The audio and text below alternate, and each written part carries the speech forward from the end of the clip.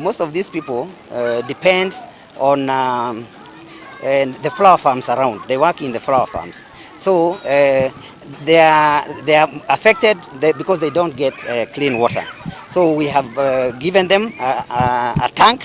We have distributed over 390 similar tanks in all the 7 counties.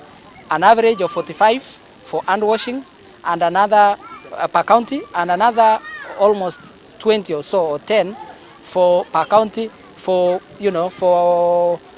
5,000 liters, where we put water for people to drink. These particular ones are mainly for hand washing.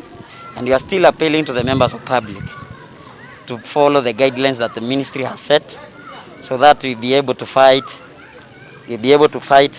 this global pandemic. Na pia tutauliza washikadau wengine ambaye wanajua nchi yetu jinsi imekaa, pia nao waweze kujitokeza, waweze kutuletea barakoa. Tuna watoto wengi sana hapa ambao hawana barakoa.